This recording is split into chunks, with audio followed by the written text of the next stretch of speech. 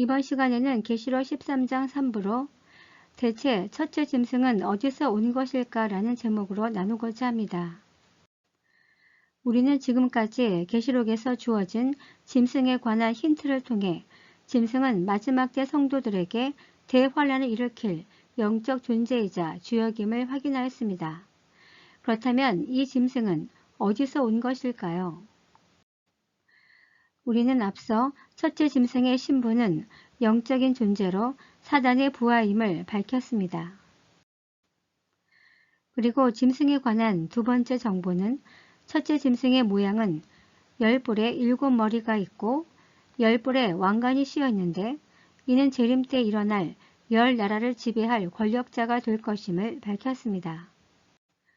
세 번째 정보로는 첫째 짐승의 흔적으로 그 머리 하나가 죽게 되었던 상처가 나음에 라는 표현을 통해 10나라는 7머리 중 하나와 연관이 있고 이는 재림 때 10나라가 짐승으로 인해 다시 강성해질 것과 이때 비로소 세상 종말이 올 것을 다루었습니다.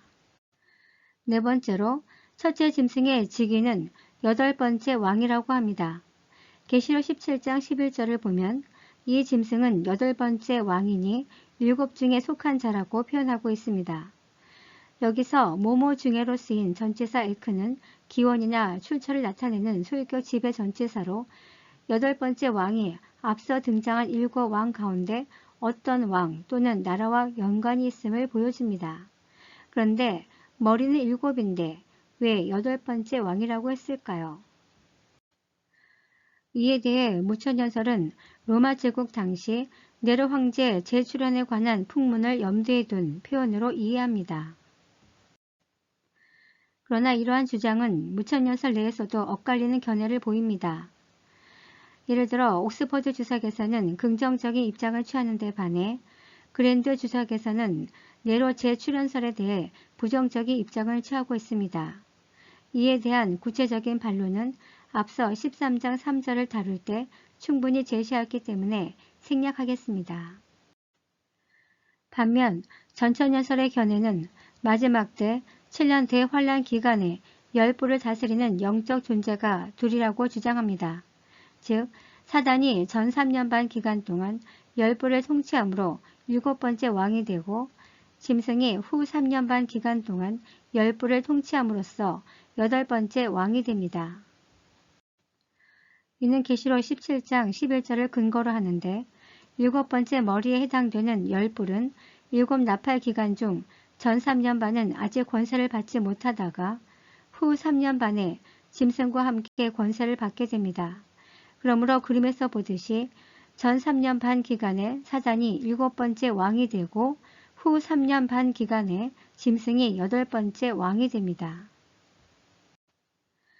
다섯 번째로 첫째 짐승의 시작과 결말에 대해 요한계시록 17장 8절에 전에 있었다가 지금은 없으나 장차 무저갱으로부터 올라와 멸망으로 들어갈 자라고 표현되어 있습니다. 여기서 전에 있었다가로 쓰인 우크에스티는 부정어 우크와 존재를 표시하는 에이미의 현재형과 함께 쓰였습니다. 이는 성경 어딘가에 이 존재에 대한 기록이 있다는 의미입니다.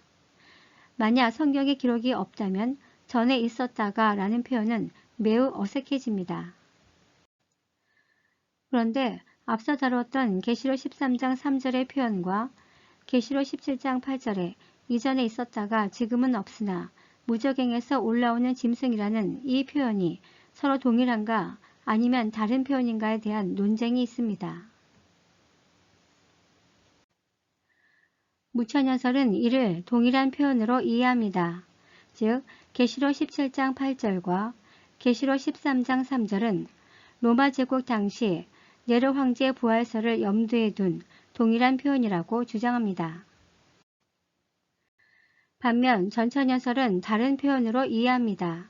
즉 계시록 17장 8절은 짐승에 대한 역사적 궤적을 설명한 것으로 첫째 짐승이 어디서부터 왔는지 그 근원을 설명하고 있는 표현인데 반해 계시록 13장 3절은 7 머리 중 하나에 대한 부가적인 설명으로 마지막 때 첫째 짐승이 지배할 10나라의 근원이 어디서부터 왔는지를 밝히고 있는 표현입니다. 즉 계시록 13장 3절에 그의 머리 하나가 죽게 된 것 같더니 라는 표현은 그림에서 보듯이 머리 하나를 의미합니다. 우리는 앞서 다리와 연결된 10발가락, 짐승의 머리에 난 10뿔, 7번째 머리에 있는 10뿔이자 10왕은 모두 그 이전 로마 제국과 연결되어 있음을 밝혔습니다. 실제로 로마 제국 멸망 이후 수많은 국가로 나뉘어 사라졌는데 이를 3절에서는 그의 머리 하나가 죽게 된 것 같더니 14절에서는 칼에 상하였다가 라고 표현한 것으로 보이며 다시 3절에서 상처가 나은 자, 14절에 칼에 상하였다가 살아난 짐승이라는 표현은 재림 때 로마 제국에 속해 있던 대부분의 나라들이 하나로 통합되어 다시 강성한 연합체로 나타나게 될 것으로 보는 견해입니다. 반면 계시록 17장 8절에 이전에 있었다가 지금은 없으나 라는 표현은 첫째 짐승 그 자체로 첫째 짐승이 성경 어딘가에 기록되어 있음을 나타내는데 이는 창세기 6장에 등장한 하나님의 아들, 즉 2차 타락한 천사가 노아 홍수 때 무저갱에 갇혀 있다가 재림 때 무저갱에서 풀려날 것으로 이해합니다. 여기서 2차 타락한 천사의 의미는 먼저 창세전 사단과 그 부하들이 1차 타락하여 이 땅이 하늘로 쫓겨내려와 공중 권세를 잡고 있는데 이후 창세기 6장에서 사단의 부하 중 일부가 이 땅의 여자들과 간음하는 2차 타락을 저지르다가 노아의 홍수 때 심판당하여 무저갱에 갇히게 됩니다. 이후 짐승은 재림 때까지 무저갱에 갇혀 있다가 재림 직전에 무저갱에서 일시적으로 풀려나 10나라를 지배하면서 성도를 탄압하게 됩니다. 그리고 이를 뒷받침하는 문구가 6번째로 계시록 17장 8절에 창세 이후로 생명책에 기록되지 못한 자가 짐승을 보고 놀랍게 여기는 표현으로 이는 계시록 13장 8절에도 동일하게 표현되어 있는데 이것만 봐도 13장에 바다에서 올라오는 짐승과 17장에 무저갱에서 올라오는 짐승은 동일한 짐승임을 알 수 있습니다. 여기서 이 땅에 사는 자들은 당연히 불신자들입니다. 그렇다면 창세 이후로 생명책에 기록되지 못한 자라고 표현한 이유는 무엇일까요? 이에 관해 무천연설에서는 두 견해가 있는데 첫째, 창세 때부터 생명책이 기록되었다는 뜻이라는 견해와 창세 때부터 어린 양이 대속 사역에 준비되었다라는 견해가 있는데 이 두 가지 가능성을 모두 포함하여 모든 불신자들이 짐승의 경이로움에 놀라 경배하는 것이라고 주장합니다. 반면 전천연설은 짐승이 창세 때 나타난 적이 있기 때문으로 해석합니다. 즉 성경에서 불신자를 표현할 때 그 범위를 창세 때까지 가져가 표현한 사례는 없다고 볼 때 하필 짐승에 대한 추종자들에 대해 창세 때부터라는 표현을 사용한 것은 짐승이 창세 때에 나타난 적이 있기 때문에 이런 표현을 사용한 것으로 추론되며 공교롭게도 그 앞구절이 이전에 있었다가 지금은 없으나 라는 표현과 맞물리고 있습니다.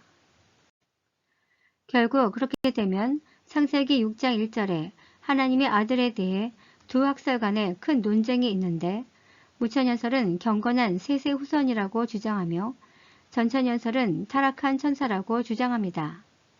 그렇다면 누구의 주장이 옳을까요?